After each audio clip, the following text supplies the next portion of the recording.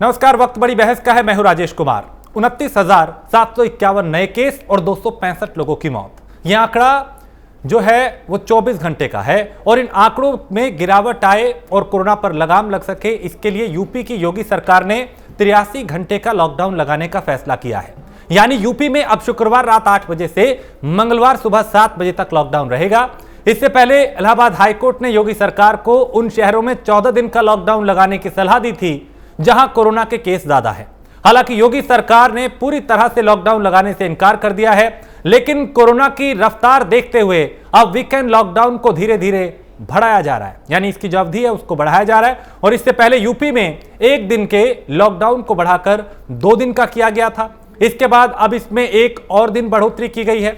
वहीं इस बीच सरकारी आंकड़ों के मुताबिक पिछले 4 दिन में यूपी में कोरोना के नए केस में गिरावट देखने को मिली है। तो क्या योगी सरकार का ये छोटे छोटे लॉकडाउन लगाने का फैसला सही है? क्या ये काम कर रहा है? और अगर वीकेंड लॉकडाउन में कोरोना की रफ्तार पर लगाम लग रही है तो फिर भी राज्य में जगह जगह से सुविधाओं की कमी क्यों सामने आ रही है? ऐसे तमाम सवाल है जिसके इर्द गिर्द आज की चर्चा होगी। एक वरिष्ठ पैनल हमारे साथ होगा जिनसे हम समझेंगे कि आखिर मौजूदा हालात क्या है, उससे निपटने की तैयारी क्या है और क्यों आखिर इस तरह के हालात बने हैं। क्या ये जो लॉकडाउन की अवधि को बढ़ाया गया है ये एक कारगर कदम है? क्योंकि पहले साप्ताहिक बंदी की गई थी शुरुआती दौर में कि रविवार को बंद रहेगा, उसके बाद 1 दिन और बढ़ाया गया कि शनिवार और रविवार 2 दिन बंद रहेगा यानी लॉकडाउन रहेगा, और उसके बाद इसको अब और बढ़ा दिया गया।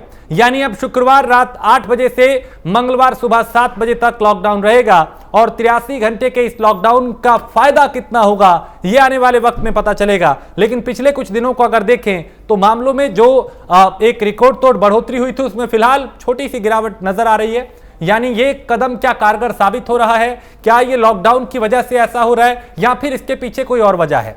और अगर संख्या कम हो रही है, अगर हालात ये हैं, तो फिर जगह जगह से असुविधाओं की कमी की तस्वीरें, खबरें क्यों आ रही हैं? क्यों कहीं पे ऑक्सीजन, क्यों कहीं पे अस्पताल में बेड की कमी है और कहीं पे कोई दूसरी समस्या बरकरार है? समझेंगे।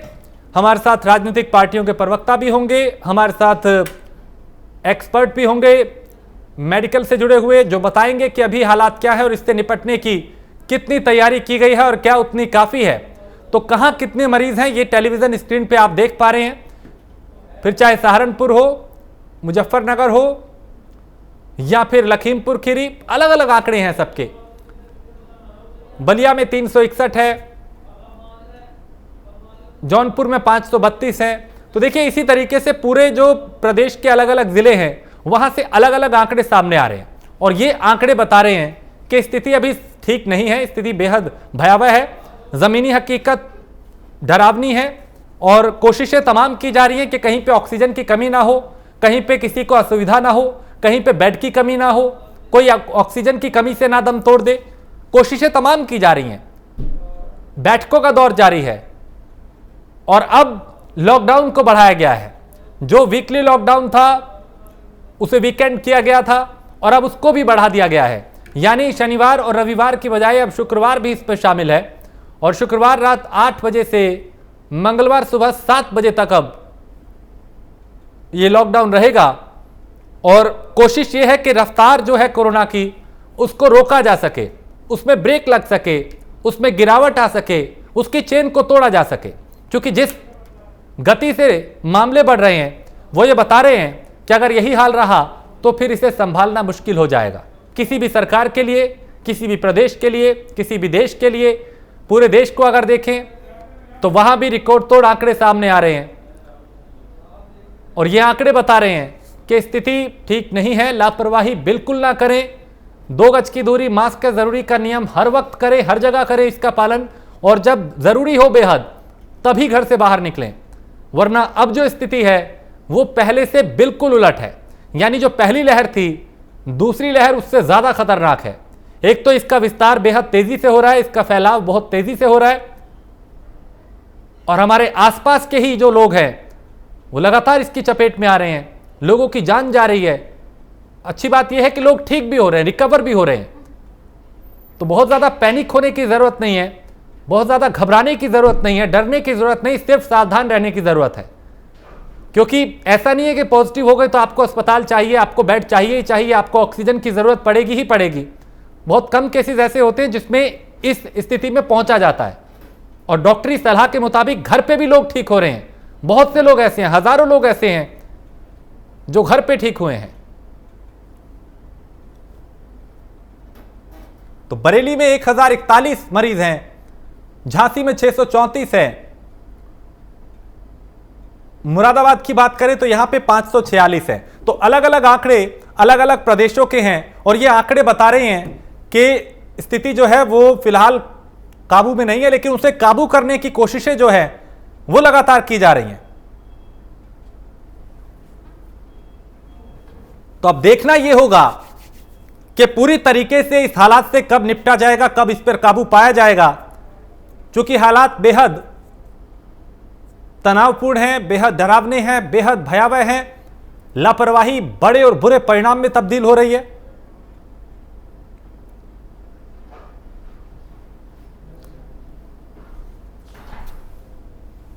तो कहां कितने मरीज हैं ये आपकी टेलीविजन स्क्रीन पे हम दिखा रहे हैं, क्योंकि पिछले कई दिनों से कोरोना के जो मामले हैं वो रफ्तार पकड़ रहे हैं। लेकिन उत्तर प्रदेश की बात करें तो यहां पे वीकली लॉकडाउन के बाद, वीकेंड लॉकडाउन के बाद थोड़ी सी गिरावट दर्ज की गई है आंकड़ों में। हालांकि विपक्ष को अगर देखें तो वो इसके लिए कुछ और बोलता है, सियासत अपनी जगह है, आरोप प्रत्यारोप अपनी जगह है, लेकिन इस वक्त जरूरत है इस हालात से मिलकर निपटने की।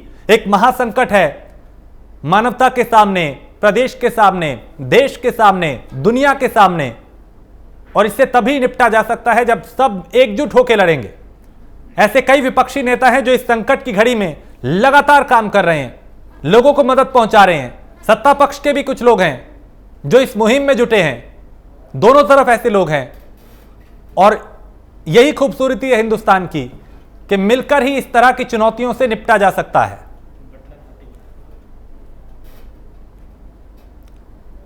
तो अब तक कुल वैक्सीन की डोज जो है वो 15 करोड़ से ज्यादा लग चुकी हैं। यूपी में शुक्रवार रात से मंगलवार सुबह 7 बजे तक लॉकडाउन रहेगा।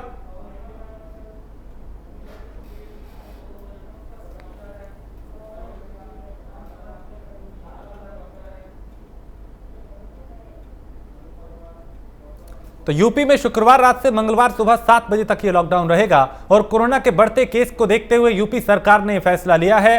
हाईकोर्ट ने पहले 14 दिन के लॉकडाउन का सुझाव दिया था और सरकारी आंकड़ों के मुताबिक यूपी में कोरोना की रफ्तार जो है वो कम हुई है। यानी जो आंकड़े हम सबके सामने आ रहे हैं उसमें फिलहाल इस लॉकडाउन के बाद आंकड़े कम हो रहे हैं। तो क्या ये कारगर साबित हो रहा है? क्या ये जो लॉकडाउन, वीकली लॉकडाउन था, फिर वीकेंड लॉकडाउन था और अब उसको और बढ़ाया गया है, क्या ये कारगर हो रहा है? और क्या हम लॉकडाउन की तरफ आगे बढ़ रहे हैं? क्या इसका जो चेन का तोड़ने का विकल्प है, क्या वो सिर्फ लॉकडाउन रह जाता है? यह सवाल हमने कई दफा पूछा है, एक्सपर्ट से भी, डॉक्टर से भी, राजनीतिक पार्टियों के प्रवक्ताओं से भी। इसका जवाब एक ये मिलता है कि आजीविका का भी ख्याल रखना है। सत्ता पक्ष की तरफ से यह हवाला दिया जाता है कि लोगों की आजीविका का भी ख्याल रखना है, कोरोना से भी बचाना है, लिहाजा जो विकल्प सूझ रहा है उसको अपनाया जा रहा है। तो ऐसे में सवाल यही उठता है कि अगर लॉकडाउन लगा नहीं सकते पूर्ण रूप से और कोरोना के मामले तेजी से बढ़ रहे हैं, तो फिर इसका समाधान क्या है? कैसे इस पे लगाम लगेगी, कैसे इस पे रोक लगेगी, कैसे ब्रेक लगेगी? क्योंकि जो आंकड़े हैं वो ये बता रहे हैं कि स्थिति दिन ब दिन बिगड़ती जा रही है। पूरे देश की बात करें तो इसी अप्रैल की अगर बात करें तो अप्रैल महीने में स्थिति ज्यादा खराब हुई है। 1 अप्रैल के बाद से इसने एक तरीके से पीक पकड़ा, रफ्तार पकड़ी, और फिर जहां 50,000 मामले थे वो 1 लाख हुए, 1.25 लाख हुए, 1.5 लाख हुए, एक एक दिन के हिसाब से 2.25 लाख, 2 लाख, 2.25 लाख, 2.5 लाख, 3.25 लाख, 3 लाख, इस तरीके से 25-25, 30-30 हजार के जो आंकड़े हैं रोजाना बढ़ते गए। 3,25,000, 3,60,000, 3,79,000, और ये आंकड़ा बता रहा है कि कोरोना ने अब तक के सारे रिकॉर्ड तोड़ दिए हैं एक दिन में जो आंकड़े सामने आ रहे हैं। तो ऐसे में बेहद जरूरी है कि लापरवाही ना बरतें, सावधान रहें, अलर्ट रहें, क्योंकि शासन प्रशासन अपना काम कर रहा है, समाज को भी इसमें अपनी हिस्सेदारी देनी होगी। क्योंकि मिलकर ही, यानी एक तरफ शासन, एक तरफ प्रशासन और तीसरी तरफ जो समाज है, वो जब एक साथ मिलेंगे, सहयोग करेंगे एक दूसरे का, तभी इस चुनौती से निपटा जा सकता है। वरना आज जो स्थिति है वो किसी से छिपी नहीं है। आंकड़ों की बात करें तो लोग रिकवर भी हो रहे हैं, लोग ठीक भी हो रहे हैं, लोग घर पे रह के भी ठीक हो रहे हैं, होम आइसोलेशन में खुद को क्वारंटीन करके, डॉक्टर की सलाह पर, दवाओं के साथ। लेकिन वक्त रहते अपनी जांच कराएं अगर आपको लगे कि लक्षण हैं, क्योंकि अगर उसमें देरी होती है तो फिर स्थिति क्रिटिकल हो सकती है। डॉक्टर्स भी लगातार यह कह रहे हैं कि लापरवाही ना करें, अपनी और अपने परिवार की जान जोखिम में ना डालें। तो आंकड़ों के मुताबिक यूपी में कोरोना की जो रफ्तार है फिलहाल इन दिनों थोड़ी कम हुई है। जो एक दफा 33,000 मामले आने लगे थे, उसमें थोड़ी ब्रेक लगी है। तो क्या यह ब्रेक वीकेंड लॉकडाउन का नतीजा है? क्या इसकी वजह से कमी आ रही है? ऐसे भी कई सवाल हैं।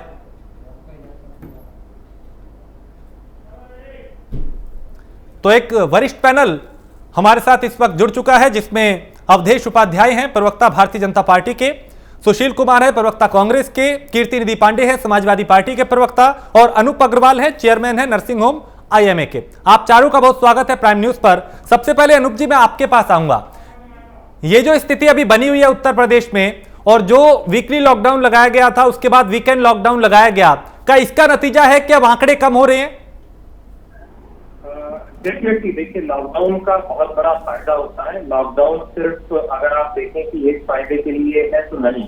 लॉकडाउन के अगर मैं आपको फायदे बताना शुरू करूं तो सबसे पहला ब्रेक इन ट्रांसमिशन, यानी कि एक पर्सन से जो 30 पर्सन को फैल रहा था, जब हमने लॉकडाउन कर दिया तो लोग निकल नहीं रहे हैं, तो उसके कारण ब्रेक इन ट्रांसमिशन हो गया।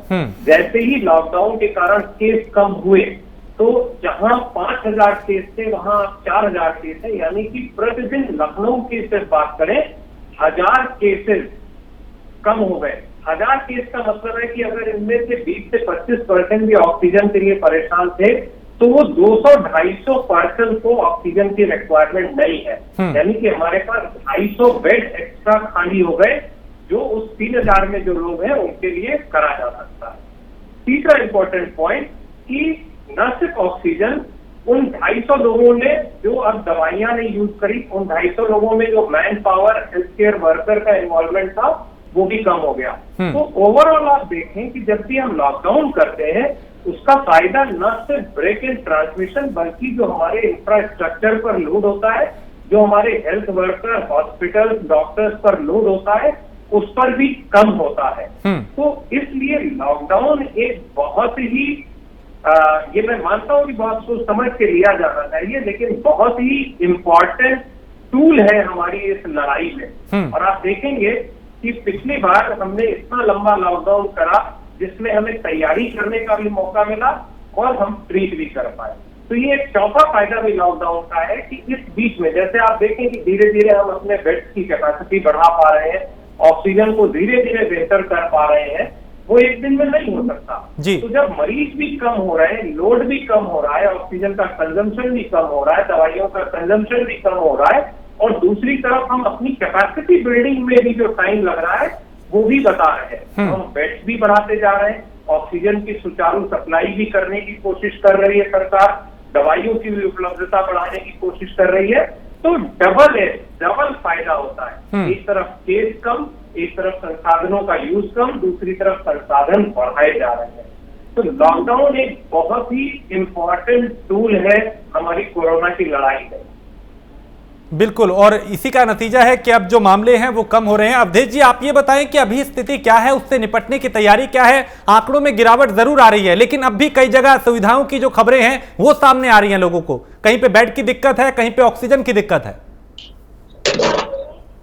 देखिए राजेश जी, आधी बात तो हमारे डॉक्टर साहब जो बैठे हुए हैं उन्होंने बोल दिया। मैं बताना चाहूंगा अपनी बात में कि बढ़ते कोरोना की संक्रमण जो बढ़ रहा है इस समय कोरोना का उत्तर प्रदेश में, उसको देखते हुए लॉकडाउन को बढ़ाया गया है। और जो अभी वीकेंड लॉकडाउन था, उसी से जो गिरावट आई है संक्रमण में, वो उसी की वजह से आई है। आप देखिए 10 दिन पहले यदि हम जाएं तो 10 दिन पहले लखनऊ की या उत्तर प्रदेश की हालत क्या थी, और अन्य राज्य जहां आज भी स्थिति बद से बदतर होती जा रही है, जहां आज भी कंट्रोल में नहीं है स्थिति, जहां आज भी लोग सड़कों पर दम तोड़ रहे हैं, वहां की कंपेयर अगर करें उत्तर प्रदेश से, तो उत्तर प्रदेश काफी अच्छी स्थिति में है। और आने वाले समय में जो कमी आ रही है ऑक्सीजन की या बेड की, वो भी पूर्ति होगी, क्योंकि अब ऑक्सीजन जो है भरपूर मात्रा में आ रही है, पीछे से भी आ रही है, अब कोई दिक्कत नहीं है। लखनऊ में एक साथ 4 ऑक्सीजन प्लांट लगाए गए, लेकिन वहीं कहीं कुछ राज्य ऐसे हैं जिनको ऑक्सीजन प्लांट के लिए पैसा दिया गया, लेकिन वो एक ऑक्सीजन प्लांट नहीं लगा पाए, जिसकी वजह से उस राज्य की जनता जो है त्राही कर रही है। लेकिन उस राज्य के जो मुख्यमंत्री हैं आराम से सो रहे हैं, आइसोलेशन में चले जाते हैं। नहीं, अभी हमें उस राज्य के दूसरे राज्य की बात नहीं करनी, अभी हमें उत्तर प्रदेश की बात करनी है। यहाँ पे आपकी सरकार है, आप पहले यहाँ की बात करें, दूसरे राज्य पे ना जाएं। दिल्ली में क्या हो रहा है वो अलग मसला है, वहां की सरकार उसकी जवाबदेही है। यहाँ पे जो हो रहा है उसका आप बताएं। मैं वही बता रहा हूं, उत्तर प्रदेश की जनता पूर्ण रूप से हर संभव प्रयास कर रही है कि उत्तर प्रदेश की जनता को कोरोना जैसी संक्रमण से कैसे बचाया जाए, कैसे सुरक्षित किया जाए। उसके लिए रोज नई नई नीतियां बनाई जा रही हैं, रोज नए नए कानून बनाए जा रहे हैं। कुछ लोग आपने देखा होगा जो कालाबाजारी कर रहे हैं, उनके लिए भी नया वो बनाया है कि उसके ऊपर राजको लगेगा, उनपे किसी तरह से मतलब पाबंदी लगे, उनको पकड़ा जाए, उनके पीछे कार्रवाई हो, उन पर भी सरकार कार्य कर रही है।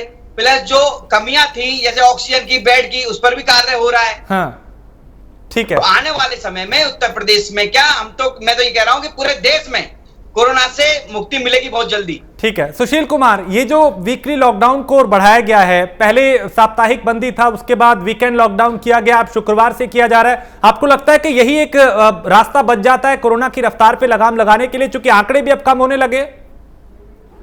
देखिए, आंकड़े कम की बात करें तो आप देखते हैं कि सारे जितने भी हॉस्पिटल्स हैं सभी बेड भरे हुए हैं। और जो अगर हम ग्रामीण एरिया में जाएं तो वहाँ टेस्टिंग नहीं हो रही है। मैं अभी भी एक गांव से आ रहा हूँ जहाँ पर 2 बच्चे जवान मर गए और उनका कोई टेस्ट नहीं हुआ था। मैंने पूछा कैसे मर गए, तो बोले कि बीमार नहीं था और लगता है कोरोना हो गया। मैं रियलिटी बता रहा हूँ, अभी मैं आ रहा हूँ। तो ये अगर आंकड़े का जो गेम है, ये बीजेपी सरकार केवल आंकड़े का गेम ही करती है और कुछ नहीं। ठीक है, अगर ऊपर वाले की दया है और कुछ सरकार कर रही है, आंकड़े कम हो रहे हैं, तो मैं शुक्रगुजार करूंगा जो भी इसके पीछे है। लेकिन अगर ये वीकेंड जो लॉकडाउन अब 3 दिन का बढ़ाया जा रहा है, तो अगर हम किसी चीज को छोटा करें, संकीर्ण करें, तो क्या अगर चीजें पास आती हैं और जिसको सोशल डिस्टेंसिंग कहा जा रहा है वो बढ़ेगी। जिस तरह से 3 दिन का लगाया गया है, 4 हफ्ते में 7 दिन होते हैं, 4 दिन फिर ज्यादा से ज्यादा जनता रोड पर आएगी, तो ये जो बढ़ेगा आपस में जो सोशल डिस्टेंसिंग का ये दायरा घटेगा। सबसे बड़ी बात। दूसरी बात, सबसे इम्पोर्टेंट चीज, जब हाई कोर्ट ने ये कहा था कुछ जिलों का कि आप लॉकडाउन लगा दीजिए, तो आप सुप्रीम कोर्ट चले गए, फिर वही काम कर रहे हैं। तीसरा सबसे इम्पोर्टेंट चीज है, हमारे माननीय मुख्यमंत्री जी, थोड़ा सा मैं कहना चाहूंगा कि जो व्यक्ति सामाजिक नहीं होता है, पारिवारिक नहीं होता है, उसको परिवार का, समाज का बहुत ज्यादा ज्ञान नहीं होता है। इसलिए शायद हमारे मुख्यमंत्री को नहीं है इस चीज का ज्ञान।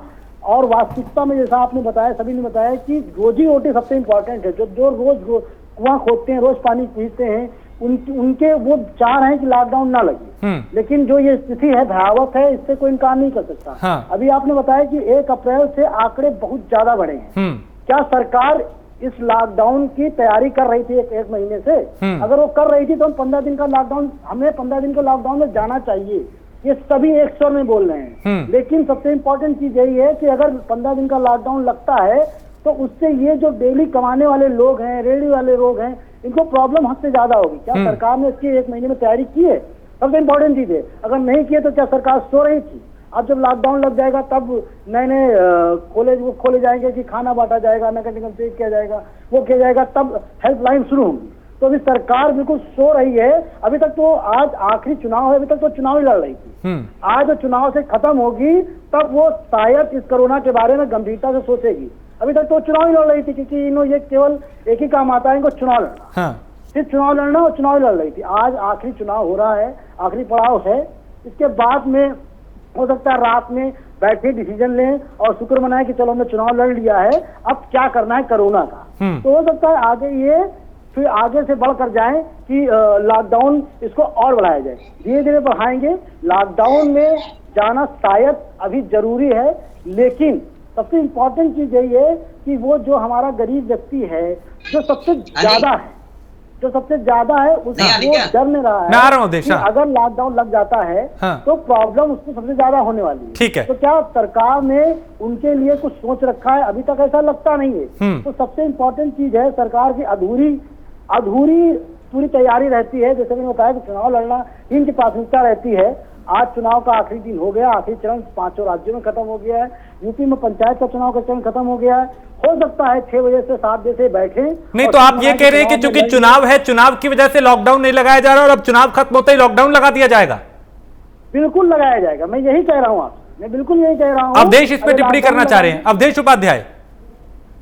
देखिए, ये जो बोल रहे थे, क्या नाम है इनका, मैं भूल गया इनका जी, ये कांग्रेस प्रवक्ता है सुशील कुमार। हाँ, तो ये तो ऐसे परिवारवाद पार्टी से जुड़े हुए हैं जिसका अपने संगठन के लोग ही बात नहीं मानते हैं। अब ये आके टीवी पे आके प्रवचन करने लगते हैं, लॉकडाउन लगा तो क्यों लगाया, नहीं लगाया तो क्यों नहीं लगाया, चुनाव का बहिष्कार क्यों नहीं किया। आपने कितना चुनाव का बहिष्कार किया?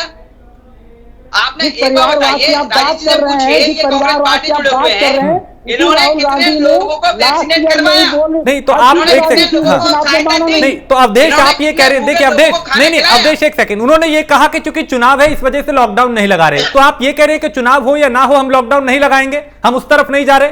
नहीं, देखिए ऐसा नहीं है, मैंने इनकी बात का जवाब दिया। इन्होंने ये इनका क्या कहना होता है, अगर लॉकडाउन लग रहा है तो ये पूछते हैं लॉकडाउन क्यों लग रहा है, और नहीं लग रहा है तो कहते हैं लॉकडाउन क्यों नहीं लग रहा। ये तो बेपैंती के लोटे हो गए इस तरह से। कांग्रेस पार्टी एक ऐसी पार्टी है जो हमारे देश के भ्रष्टाचार को जन्मदात्री कही जाती है, उसी पार्टी से ये जुड़े हुए हैं। इनसे ये पूछिए, इनकी पार्टी के लोगों ने कितने लोगों की सहायता की है लॉकडाउन में, कितने गरीबों को खाना खिलाया है। यहाँ तो आके प्रवचन करने बैठ जाते हैं। नहीं, देखिए यहाँ व्यक्तिगत होने के बजाय मैं आपको बता दूं, कुछ नाम ऐसे हैं जो कांग्रेस के नेता हैं जो उत्तर प्रदेश में ही लोगों की मदद कर रहे हैं। लोग मुख्यमंत्री को टैग नहीं कर रहे लेकिन उस नेता को टैग कर रहे हैं और वो लगातार लोगों तक मदद भी पहुंचा रहे हैं। ये ना समझे कि आप ही सब कुछ कर रहे हैं, विपक्ष के भी बहुत से लोग हैं जो इस मुश्किल वक्त में लोगों का साथ दे रहे हैं और देना भी चाहिए। राजेश जी, जैसे उन्होंने कहा कि योगी जी परिवार नहीं मानते, सामाजिक नहीं है, इनसे पूछिए इनके जो नेता हैं वो क्या है, ठीक है, उनके बारे में इस पे टिप्पणी करें। फिर मैं डॉक्टर साहब के पास जा रहा हूं, सुशील कुमार। जी उपाध्याय जी से मैं बताना चाहूंगा, पहली बात तो मैं बहुत खुश होता हूं इस चीज को देखकर कि मैं ऐसे देश में रहता हूं कि आज लोग कोरोना जैसी बीमारी जिससे लोग इन्फेक्टेड हो सकते हैं उसको भूलकर लोग जाकर लोगों की मदद कर रहे हैं। वो कोई राजनीतिक नहीं है, कभी उन्होंने समाज कार्य नहीं किया होगा लेकिन कर रहे हैं, तो मुझे तो बड़ा खुशी होता है, मैं ऐसे देश में जन्म लिया हूँ। दूसरी बात जो ये बोल रहे हैं परिवारवाद पार्टी, बीजेपी में आप देखिए कितना परिवारवाद है। हमारे सांसद जी लापता हैं, उनके दोनों बेटों के लिए आपने बोला हमें शांत है, आप मेरी बात सुनिए। आपका जो है ना, आपका एक तरह से खून में बसा हुआ है कि लाशों पर राजनीति करना, आपको कोई चिंता नहीं है, आपको देश की कोई चिंता नहीं है सर, पूरा देश देख रहा है लाशों पर राजनीति कौन कर रहा है। पूरा देश बुरी स्थिति में है, इतनी मतलब स्थिति जो भयावह स्थिति हो रही है, आपको उसमें साथ देना चाहिए केंद्र सरकार का। उस पर भी आरोप प्रत्यारोप की राजनीति कर रहे हैं, आपको शर्म आनी चाहिए। हम कहाँ साथ नहीं दे रहे हैं, पहले तो ये बताइए हम कहाँ साथ नहीं दे रहे हैं। आप तो कहीं साथ नहीं दे रहे। आप जब वैक्सीन आई तब वैक्सीन पे सवाल उठाए थे आपके नेताओं ने। बिल्कुल सवाल उठाएंगे, बिल्कुल सवाल उठाएंगे। हमें अपने देश के लोगों की चिंता है। अगर हमको कहीं भी दाल में काला लगेगा, कहीं दाल में काला लगेगा तो उठाएंगे। एक सेकंड, देखिए बहुत गंभीर मुद्दा है, इसको व्यक्तिगत ना बनाएं। डॉक्टर साहब, डॉक्टर अनूप अग्रवाल, आप ये बताएं कि जो कदम उठाए जा रहे हैं क्या वो काफी है या फिर लॉकडाउन एक विकल्प बचता है? क्योंकि सरकार ये कह रही है कि हमें आजीविका का भी ख्याल रखना है। ऐसे में अगर लॉकडाउन मामले बढ़ रहे हैं, अगर लॉकडाउन लगा नहीं सकते तो फिर क्या विकल्प बचता है जिससे कि बचा जा सके कोरोना से? राकेश जी, देखिए ये जो कोविड की लड़ाई है, पिछली बार की लड़ाई से इस बार की लड़ाई भिन्न है। उसमें सबसे बड़ा कारण ये है कि पिछली बार हमारे पीक पर भी 95,000 केस थे। आज अभी हम शायद देश में पीक पर नहीं पहुंचे हैं, तब भी 4 लाख केस हैं, यानी कि 4 गुना केसेस ज्यादा हैं। और पिछली बार ये सारे केसेस 3 से 4 महीने में बढ़े थे और इस बार लगभग 20 से 25 दिन में हम 4 लाख के उस पर पहुंच गए हैं। तो जब भी कोई सुनामी आती है या जलजला आता है तो उसमें बचाव कार्य तुरंत करना बहुत मुश्किल होता है, क्योंकि हमारे देश में जो संसाधन है उनकी कमी है। चाहे आप नंबर ऑफ हेल्थ वर्कर की बात करें, चाहे डॉक्टर्स की बात करें, चाहे वेंटिलेटर की बात करें, चाहे आईसीयू बेड की बात करें, चाहे ऑक्सीजन बेड की बात करें या ऑक्सीजन की बात करें या अस्पतालों की बात करें। तो जब हमारे पास जो कमी है और जिस हिसाब से हमारे पास आज मरीज आ रहे हैं उसके बीच में बहुत बड़ा गैप है। इस गैप को कवर करने में समय लगेगा ही लगेगा, 2 से 3 से 4 दिन में नहीं हो सकता। तो जब समय लगेगा तो कुछ सरकार की जिम्मेदारी है और कुछ हमारी जिम्मेदारी है। सरकार की जिम्मेदारी ये है कि लॉकडाउन जैसे मेजर्स के थ्रू वो समय हम खरीदें, वो समय बाय करें जहां पर हम इन्फेक्शन की चेन को रोककर अपनी तैयारियों में लगा सके, जैसा कि पिछली बार किया गया जी। दूसरा, सरकार को संसाधन जुटाना होगा। हमें क्या करना होगा, हमें as a Janata, as a common man सरकार का पूरा साथ इस लड़ाई में देना होगा, नहीं तो हम अपने नियर डियर वन पड़ोसी को खोते जाएंगे। हमें वही चीज फॉलो करनी है कि जैसे ही किसी भी व्यक्ति को हो रही है बीमारी, वो सबसे पहला काम करे अपने आप को आइसोलेट करके। बिल्कुल, चाहे उसको सरदर्द है या बॉडी एक है या डायरिया है या नजला या जुकाम है या गले में खराश है, प्लीज मैं सबसे आपके माध्यम से निवेदन करना चाहता हूँ कि आपको कोई भी ऐसा सिम्टम लग रहा है तो प्लीज इस गलतफहमी में ना रहे कि ये हमें कोविड नहीं हो सकता। आप अपने आप को बिना घबराए, सबसे इम्पोर्टेंट ये घबराए नहीं, बिना घबराए ये मान लें कि भाई आपको ये कोविड हो सकता है और आइसोलेट कर सके। इससे कम से कम आप और लोगों को होने से बचा सकते हैं। ठीक, दूसरा काम करने की ये जरूरत है जी। लगातार सवाल उठाए जा रहे हैं और समीक्षा की जा रही है, हालात को देखा जा रहा है, उससे जुड़े हुए कई सवाल हमने पूछे, कईयों के जवाब मिले, कुछ के अभी मिलना बाकी है। डॉक्टर साहब ने कई बातें कही थी और उन बातों पे प्रतिक्रिया भारतीय जनता पार्टी के प्रवक्ता अवधेश उपाध्याय देना चाह रहे थे। अवधेश जी, आप प्रतिक्रिया दे रहे थे। देखिए राकेश जी, मैं तो ये कह रहा था, डॉक्टर साहब ने बहुत अच्छी बात कही कि सुनामी का पता नहीं होता है, या कुछ तैयारियां नहीं होती हैं, कुछ होती हैं। तो मैं बताऊं आपको, जब 2020 में ये संक्रमण आया था, ये एक तरह से महामारी जब आई थी, तो आपको पता होना चाहिए उस समय शायद हमारे पास कुछ भी नहीं था। ना हमारे पास पीपी किट बनाने की मशीनें थी, ना हमारे पास वेंटिलेटर बनाने की सुविधा थी, ठीक है, ना हमारे पास आईसीयू बेड बनाने की सुविधा थी, कुछ नहीं था। और ये बीमारी भी हमारे लिए नई थी, लेकिन उस समय भी हम लड़े और उस समय भी हम जीते कोरोना से। और अब जो है, अब तो हम इस चीज से हम जान चुके हैं कि ये क्या है। लेकिन अवधेश जी, इस बात को ये जो भ्रम था कि हमने कोरोना से जीत लिए, हमने कोरोना से जंग जीत ली, यही तो भारी पड़ी है ना। उसके बाद हम चुनाव में जुट गए, हम रैलियां करने लगे, हमने कुंभ का आयोजन कर दिया, तमाम दूसरे आयोजन होने लगे, नतीजा आज हम सबके सामने है। बजाय इसके कि हमें तैयारियां करनी थी, लेकिन लापरवाही की गई। देखिए राकेश जी, ऐसा कुछ नहीं है, तैयारियां पहले से थी। सभी राज्यों को बराबर का बजट दिया गया था कि आप अपने राज्यों में ऑक्सीजन प्लांट लगवाइए, ताकि आने वाले समय में यदि कोई आपदा आती है तो उसमें ऑक्सीजन की कमी ना हो। लेकिन वही कुछ राज्य अपने मटर गश्ती में रहे। ये कहावत है, मस्त राम मस्ती में आग लगे बस्ती में। तो वहां उन राज्यों में यही हाल हो रहा है। एक राज्य महाराष्ट्र देख लीजिए आप, वहां आए दिन आग लगती है। वहां क्या कारण है जो एकदम आग लगती है, 25-26 लोग एकदम खत्म हो जाते हैं। तो ऐसे भी कुछ राज्य हैं जहां एकदम आंख बंद करके पड़े हुए हैं लोग। तो इसमें गलती है, बताइए केंद्र सरकार क्या है? केंद्र सरकार ने तो आपको जिम्मेदारी दी, आपको पैसा दिया कि आप ऑक्सीजन प्लांट लगवाइए। अब आप यूपी देख लीजिए, 10 दिन पहले यदि आप देखें, एक लखनऊ छोटा सा शहर है और दिल्ली की जो स्थिति है वो एक जैसी थी। लेकिन आज लखनऊ की स्थिति क्या है और दिल्ली की स्थिति बद से बदतर होती जा रही है। और एक दिन में 4 ऑक्सीजन प्लांट लगा दिए गए लखनऊ में। दिल्ली में आज तक एक ऑक्सीजन प्लांट नहीं लगा। और बल्कि और देखिए आप, प्लांट की बात छोड़िए, जो वीआईपी लोग हैं उनके लिए तो 5 स्टार होटल बुक किए जा रहे हैं और दिल्ली की आम जनता सड़कों पर दम तोड़ रही है। ऐसी भी सरकारें हैं हमारे राज्य, हमारे देश में। नहीं, दिल्ली की जनता को आप, ठीक है, आपकी दिल्ली की जनता पे आपकी नजर है, लेकिन आपको उत्तर प्रदेश की जनता दिख रही है कि कैसे त्राहिमाम कई जगह हो रहा है। लोग ऑक्सीजन के सिलेंडर लेके सड़क पे हैं, कहीं हॉस्पिटल के बाहर इलाज किया जा रहा है, कहीं पे दूसरी तरह की दिक्कतें भी आ रही हैं। मैं बिल्कुल आपकी बात से सहमत हूं, लेकिन आने वाले समय में ये दिक्कतें कम होंगी। आप देखते रहिए, क्योंकि ऑक्सीजन की जो कमी थी वो पूरी होती जा रही है अब। और उत्तर प्रदेश की जो सरकार है, योगी सरकार, हर संभव प्रयास कर रही है कि उत्तर प्रदेश की जनता को कैसे सुरक्षित किया जाए कोरोना जैसी संक्रमित बीमारी से, ठीक है, महामारी से। सुशील कुमार, आप टिप्पणी कर रहे हैं, अगला सवाल मैं आप ही से लूंगा, लेकिन आप कुछ कहना चाह रहे हैं अवधेश की बात पे? मैं अवधेश जी से पूछना चाहता हूँ, अब जो तैयारी कर रहे हैं, बता रहे सब कर रहे हैं, ये जो हमारे लोग अभी बीच से अपने लोग बीच में छोड़ कर चले गए हैं, क्या ये उनको वापस ला सकते हैं? अब ये तैयारी कर रहे हैं, जब वो समय था 1 साल का हमारे पास में, तो चुनाव की तैयारी कर रहे थे, ठीक है। हमारे प्रधानमंत्री बोल रहे थे, मेरी बात सुन लीजिए, मेरी बात सुनिए प्लीज सर, मेरी बात सुन लीजिए, चोरी का पैसा खा जाते हैं, जेब भर लेते हैं। आप बोले तो नहीं बोल रहा था ना, आप सुन लीजिए ना मेरी बात। एक एक करके अवधेश जी आपने बोला अपनी बात को, अब उनको सुन लीजिए। कितने वेंटिलेटर बनाने की फैक्ट्री खुलवाई आपने? मैं पूछूंगा उनसे कि उन्होंने क्या किया कांग्रेस शासित राज्यों में, लेकिन अभी जो कह रहे हैं उनको सुन लीजिए। पूछ रहे हैं ये जो है ये बेतुके वाले सवाल है इनके, इनसे ये पूछिए जब इनकी सरकार थी इन्होंने कितने ऑक्सीजन प्लांट लगवाए, क्या तैयारी की थी इन्होंने, कितने ऑक्सीजन कितनी आ रही है आपको पता नहीं है, आपको पता ही नहीं कुछ। मैं वही बताना चाह रहा हूँ, आपको पता ही नहीं कुछ, जितनी ऑक्सीजन आ रही है कांग्रेस के लगाए प्लांटों से ही आ रही है, आपको कुछ नहीं पता है। राउत केला का प्लांट वहां से आ रही है, ये सब कांग्रेस के चलाने वाले, आपको कुछ नहीं पता है। मैं बोल रहा हूँ ना, आजकल मोदी जी का एक फोटो चल रहा है, मास्क को आंख पे लगा लेना और देख लेना कुछ नहीं दिखता है।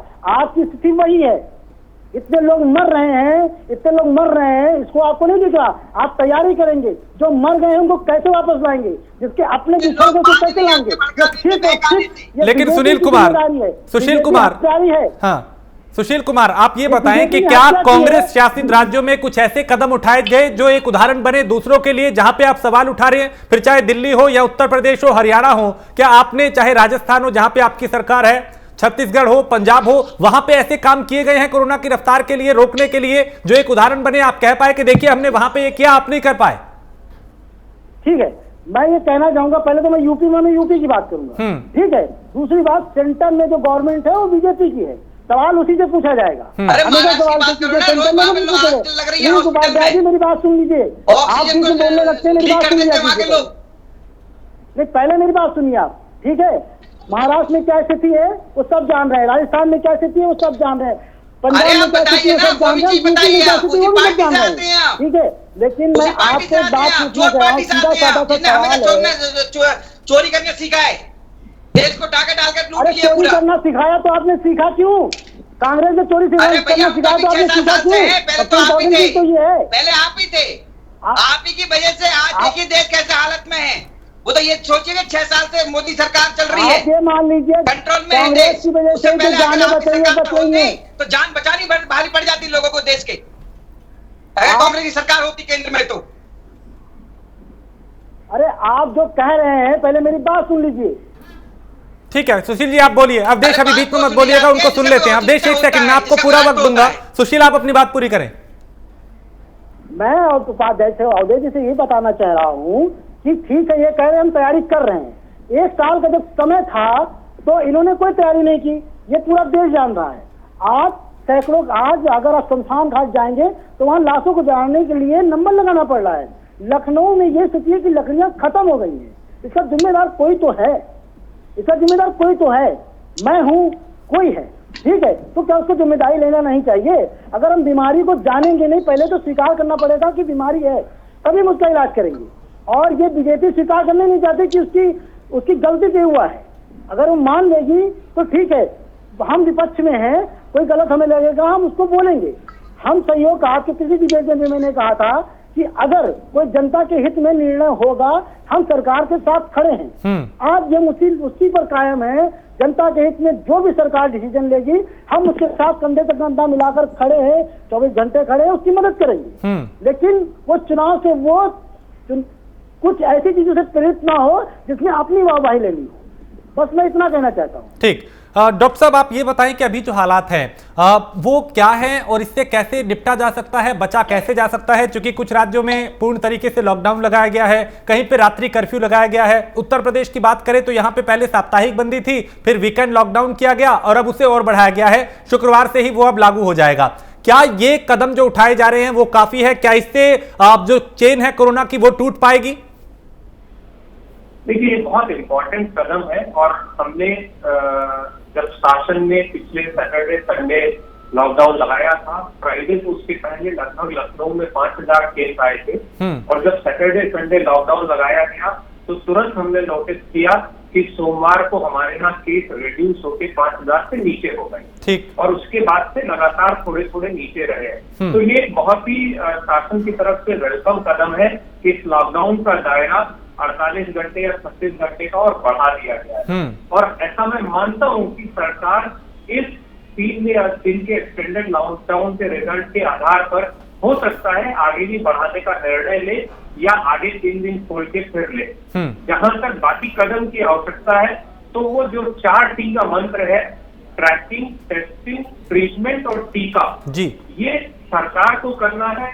और हमारे जो लोग हैं, जनता है, उनको मैं बता दूं कि कोरोना से सबसे पहले घबराना छोड़ दीजिए। 80 से 90% लोग ठीक हो जाते हैं। और आइडिया, एक निमोनिक है आइडिया, IDEA, इसको ध्यान रखें और आप कोरोना से जीत सकते हैं। आइडिया में आई का मतलब है आइसोलेशन, डी से मतलब है ड्रग यानी कि दवाइयां, ई से मतलब है एक्सरसाइज, जिसमें आप ब्रीथिंग एक्सरसाइज, प्रोनिंग और योगा प्राणायाम करते रहे। और ए से मतलब है अवेयर एंड अवे, यानी कि जागरूक रहे, अफवाहों से बचें। आपको पता होना चाहिए कि आपको क्या करना है, क्या नहीं करना है। अगर हमारी जनता इस आइडिया के ऊपर वर्क करे तो मुझे लगता है कि वो कोरोना से बच सकती है। और तीसरा इंपॉर्टेंट पॉइंट SMS है, दैट इज सैनिटाइजेशन, मास्क और सोशल डिस्टेंसिंग। तो मैं फिर से आपके माध्यम से कह रहा हूं कि शासन प्रशासन के अलावा हमारी भी अपने देश, अपने सोसाइटी, अपने समाज के प्रति कर्तव्य है, जिम्मेदारी है। और भले शासन लॉकडाउन लगा रही है या नहीं लगा रही है, हमको सिर्फ लॉकडाउन में रहना है, हमें कोविड एप्रोप्रिएट बिहेवियर करना है। जब तक हम SMS का फॉलो नहीं करेंगे, जब तक हम सोशल डिस्टेंसिंग, सैनिटाइजेशन और मास्क का फॉलो नहीं करेंगे, हम कितना भी बाकी काम कर ले वो सब फेल हो जाएगा। तो ये हमें और शासन को मिलकर लड़ाई लड़नी है, तभी हम बढ़ पाएंगे। बिल्कुल डॉक्टर साहब, आपने बहुत अच्छी बात कही कि लोगों को डरना नहीं चाहिए, लेकिन इस वक्त हालात ऐसे हैं कि अगर कोई पॉजिटिव किसी की रिपोर्ट आ रही है तो वो घबरा रहे हैं। उसको लगता है कि अब मुझे ऑक्सीजन की जरूरत पड़ेगी, मुझे हॉस्पिटल की जरूरत पड़ेगी, मुझे बेड मिलना चाहिए। क्या घर पे रह के जो हजारों लोग ठीक हुए हैं उनको देख के कुछ सीख मिल सकती है? जो लोग घर में आइसोलेशन में हैं, जो लोग आइसोलेट हैं, उनके लिए आपकी क्या राय होगी कि क्या उनको करना चाहिए और कैसे पैनिक ना फैले, ना हो आप बेवजह घबराए ना, उसको लेके आप क्या कहेंगे? बिल्कुल राजेश जी, आपने बहुत इंपॉर्टेंट मुद्दा उठाया है। देखिए, मैं आपको फिगर्स बता दूं जो देश भर और विदेश भर के डॉक्टर्स और वैज्ञानिकों ने दी है कि लगभग 80 से 90% लोग जिनको कोविड हुआ है वो ठीक हो जाते हैं, उन्हें अस्पताल तक या ऑक्सीजन पे जाने की जरूरत नहीं होती। सिर्फ 10 से 15% लोग हैं जिनको की ऑक्सीजन की जरूरत या अस्पताल से जरूरत होती है। इस 10 से 15% में कुछ चीजें हैं जो लोग को ज्यादा सावधान रहने की जरूरत है। जिन व्यक्ति को ओबेसिटी है यानी कि मोटापा है, जिन व्यक्तियों को डायबिटीज है, ब्लड प्रेशर है या हार्ट की प्रॉब्लम है, जो 60 साल के ज्यादा व्यक्ति है, जो प्रेग्नेंट लेडीज है, ये इंपॉर्टेंट कैटेगरी है। ये वो 10 से 15% में आते हैं।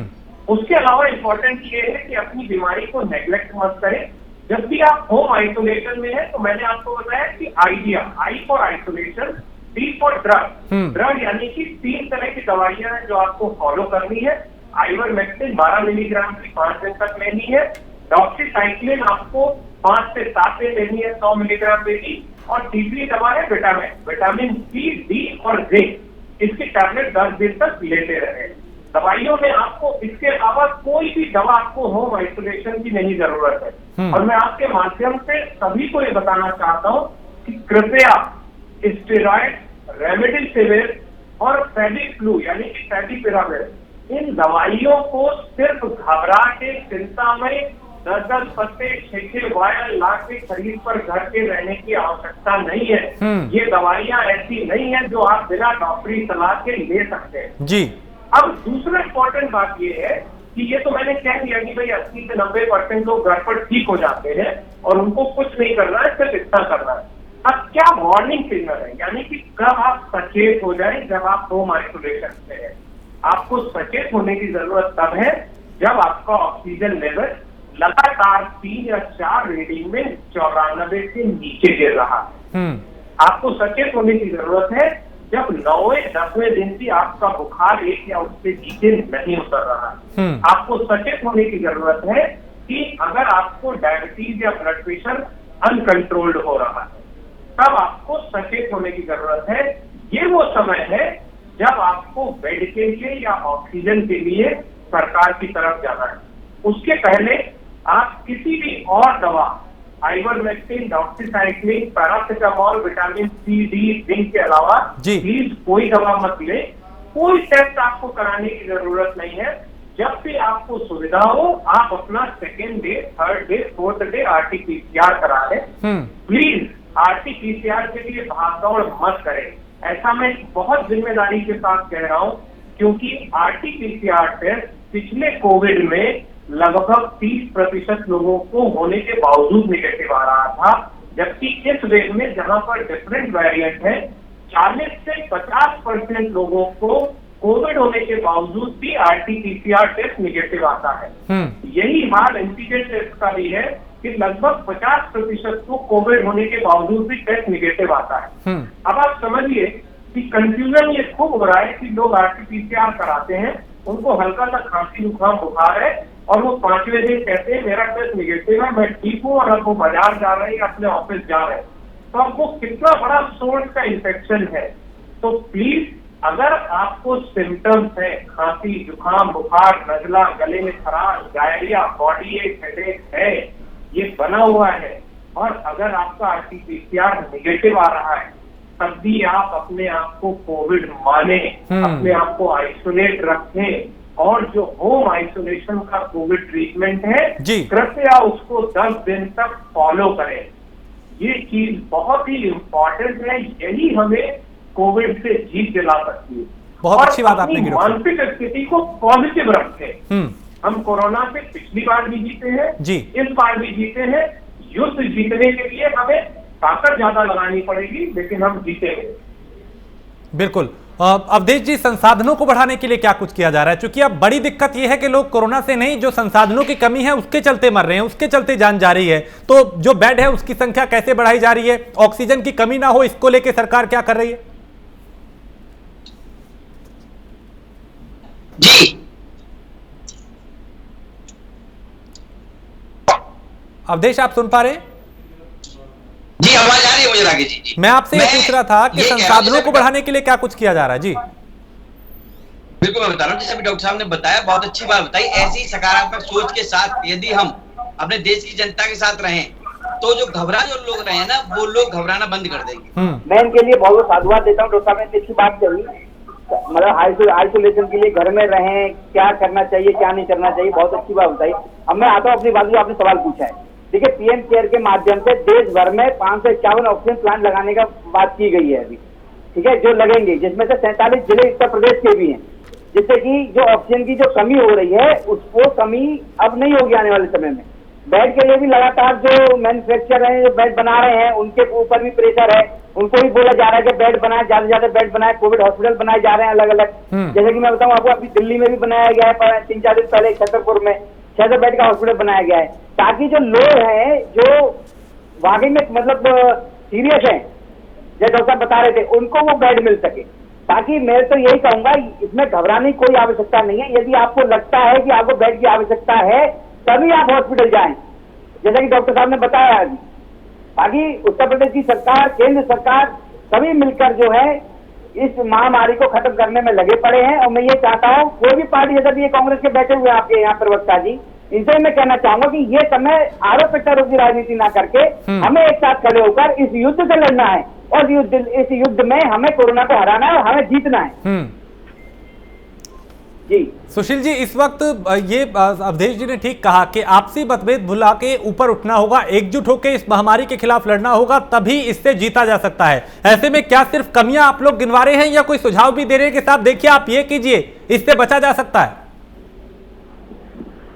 सर, सुझाव मानते हैं ये। लास्ट ईयर जब ये आने वाला था कोरोना, राहुल गांधी जी ने सचेत किया था, तब तो खिल्ली उड़ाई थी हमारे प्रधानमंत्री ने, हमारे स्वास्थ्य मंत्री ने, तो खिल्ली उड़ाते हैं। फिर उसके बाद सुना ये जो आर्थिक सुनामी की बात की, तब भी खिल्ली उड़ाई। तो सुनते तो ये है नहीं। सबसे इम्पोर्टेंट चीज तो नेता की बात तो नेता नहीं सुनते, आपके पार्टी के लोग नहीं सुनते आपके नेता की बात, तो आप हमें कह रहे हो। देखिए, जो बात अभी आप बोलते तो आप आज या तो सुन लीजिए या तो बोल लीजिए, जब बोल के थक जाए तब मैं आप बोलूं, ठीक है।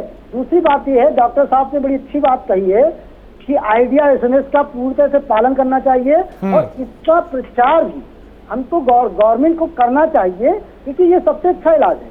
और ये बात सही है कि कोविड में मरने वालों की जो संख्या है वो इफेक्टिव से बहुत नगण्य है, 1-2% की है, बहुत ज्यादा। तो इतने तो आम बीमारियों में भी मरते हैं लोग, लेकिन इसको प्रचार ज्यादा किया जा रहा है। आप सोशल मीडिया खोलेंगे, जैसे फेसबुक वगैरह खोलिए तो 15-20 तो आपको रिप लिखना पड़ेगा, उसके बाद कोई पोस्ट आएगी। तो इससे लोग घबरा अधिक रहे हैं। हो सकता है घबराने से भी ऑक्सीजन लेवल थोड़ा सा घटता है, लोगों को परेशानी आती है। तो ये डर का माहौल जो है इसको किसी तरीके से कम किया जाए। और सरकार, ठीक है, सरकार किसी की भी होती है तो काम करती है, उसका ये दायित्व है, ये भी सरकार करेगी। लेकिन बस हमारी समस्या ही है, हम जो कह रहे हैं कि सरकार थोड़ा देर से करती है।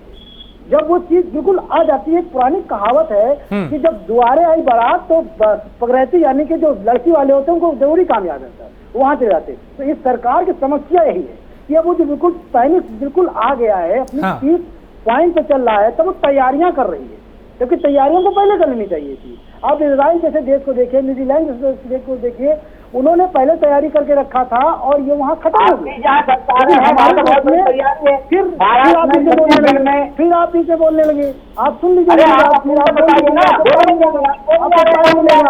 प्रवचन दोनों चल रहा है, ये तो डिबेट चल रही है, मुद्दे पर बात कीजिए। आप प्रवचन मान के सुन लीजिए सर, आप प्रवचन मान के जितने भी केस आ रहे हैं 3.5 लाख, उसमें 70% आपके राज्य से आ रहे हैं।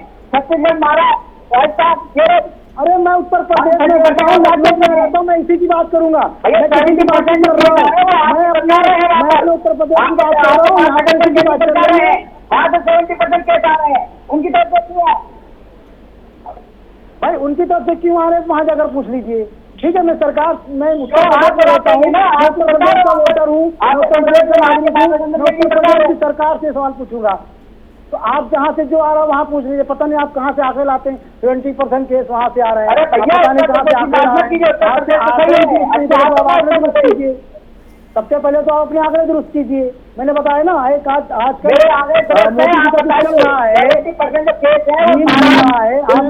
राजस्थान, छत्तीसगढ़ से आ रहे हैं, पूछ लीजिए आप राकेश जी से। ठीक है, वहाँ से आ रहे हैं, ठीक है, वहाँ से आ रहे हैं, उत्तर प्रदेश से जो आ रहे हैं, हम उन पर बात कर रहे हैं ना। आप देखिए, बीजेपी की बात ही यही है जो चीजों को भटकाती है। हम उत्तर प्रदेश की बात कर रहे हैं, आप राजस्थान कूद के चले जाते हैं, आप दिल्ली कूद के चले जाते हैं, महाराष्ट्र कूद के चले जाते हैं। अरे आप उत्तर प्रदेश की बात कर रहे हैं, बीजेपी की समस्या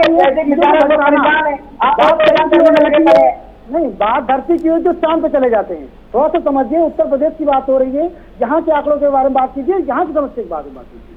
तो हम वही बात कर रहे हैं। मैं तो भूल भी गया कि हमसे 4.7 लाख लोग आ चुके हैं। मैं बता दूं आपको, देख लीजिए आप, 7.7 लाख संक्रमित जो लोग थे कल अपने घर पहुंच चुके हैं उत्तर प्रदेश में।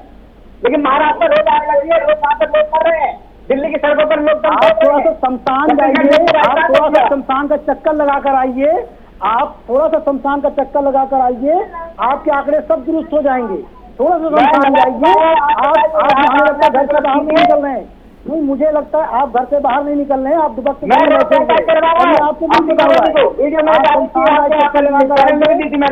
कई नंबर लगाने पड़े, कई घंटों बाद नंबर आ रहा है। तो जो मर रहे हैं, हम उनके बारे में बात करें, जो मर जाता है दोबारा जीवित नहीं होता है। डॉक्टर साहब, हम उनको बचाने मैं आपका रुख करूंगा।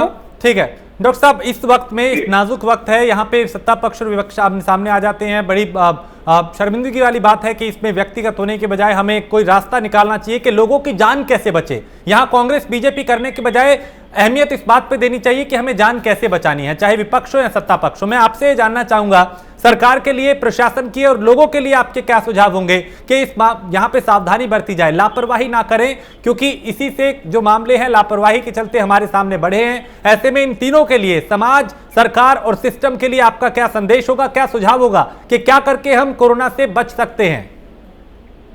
देखिए, आने वाले समय में राजेश जी, आपने बहुत बढ़िया बात कही कि हमें राजनीतिक विद्वेष और राजनीतिक प्रतिद्वंद्विता से आगे बढ़कर अपने समाज के लिए सोचना होगा। और मैं अपने सभी राजनीतिक पार्टियों के नेताओं से विनम्र निवेदन करूंगा कि हम आपको अपना लीडर चुनकर इसलिए देते हैं कि आप हमें रिप्रेजेंट करें, हमारे भले और हमारी उन्नति के लिए काम करें। और ये एक ऐसा समय है जहाँ पर हमको साथ खड़े होना पड़ेगा। देखिए, शासन को एक इम्पोर्टेंट बात है जिस पर ध्यान देना होगा। हमें ऑक्सीजन जो बेड, वेंटिलेटर, आईसीयू, इस क्षमता के अलावा एक सबसे इम्पोर्टेंट एस्पेक्ट है, एक लिंक है जो शायद हम सारे जगहों पर मिस कर रहे हैं। वो लगभग 30 से 40% हेल्थ वर्कर जो अस्पतालों में काम कर रहे थे, doctor, nurses, paramedical, physiotherapist, ward boys, ward आया, सफाई कर्मचारी, ये सभी health worker, front line worker जो काम कर रहे थे, उसमें से 30 से 40% लोग पॉजिटिव हो रहे हैं। हमारा इसके ऊपर ध्यान नहीं है कि आने वाले समय में हम बेड तो बढ़ाते जा रहे हैं, ऑक्सीजन तो बढ़ाते जा रहे हैं, अस्पताल तो बढ़ाते जा रहे हैं, लेकिन क्या हमने हेल्थ वर्कर्स के स्वास्थ्य के लिए चिंता करी है? क्या हमारे पास कहीं पर हेल्थ वर्कर को प्रायोरिटी पे बिस्तर और इलाज मिल जाए, कहीं हमने रिजर्व किया है? नहीं। क्या हमने इसकी तैयारी करी हुई है कि जब हमारे 30 से 40% हेल्थ वर्कर जो ऑलरेडी है बीमार रहेंगे, तो वो और लोग मरीज जिस तरह से बढ़ रहे हैं उनके लिए, उनकी सेवा, उनका इलाज करने के लिए हम हेल्थ वर्कर और ला रहे हैं और लोगों को इंगेज कर रहे हैं कि नहीं? तो हमें अभी से सोचना होगा कि हमारे हेल्थ वर्कर कैसे बचे, हेल्थ वर्कर कैसे बढ़े और हेल्थ वर्कर कैसे स्वस्थ रहे। ये हमारी सरकार और हम सबको सोचने की जरूरत है। आपके माध्यम से मैं अपनी जनता को, पूरे डॉक्टर कम्युनिटी की तरफ से आश्वस्त करना चाहता हूँ कि समाज के सभी डॉक्टर अपने पूरे तन मन धन से सेवा में लगे हुए हैं, सभी हेल्थ वर्कर लगे हुए हैं, लेकिन सिचुएशन कुछ ऐसी है कि संसाधनों और मानव संसाधन दोनों की कमी है। डेफिनेटली मैं मानता हूँ कि इलाज वर्ल्ड स्टैंडर्ड का नहीं हो रहा है। किसी न किसी तरह से हर व्यक्ति, समाज के हर व्यक्ति को इलाज को देने की कोशिश की जा रही है। आपका, समाज का इसमें सहयोग बहुत जरूरी है। बिल्कुल, और मिलकर ही इस महामारी से निपटा जा सकता है। वक्त की कमी है डॉक्टर साहब, बहुत शुक्रिया इस चर्चा में शामिल होने के लिए और ये तमाम सुझाव देने के लिए, बताने के लिए कि कैसे इससे निपटा जा सकता है। वक्त इतना ही था मेरे पास। सुशील जी, अवधेश जी, मैं आप सभी को फिलहाल धन्यवाद कहूंगा इस चर्चा में शामिल होने के लिए। तो बड़ी बात यही है कि जो उत्तर प्रदेश है वहां पे चूंकि पहले साप्ताहिक बंदी की गई, वीकेंड फिर लॉकडाउन किया गया और अब उसको बढ़ा के शुक्रवार रात से ही मंगलवार सुबह तक इसको लागू किया गया है। क्या लॉकडाउन ही एक विकल्प है कोरोना को हराने के लिए, कोरोना की चेन को तोड़ने के लिए? यह सवाल सबसे महत्वपूर्ण है।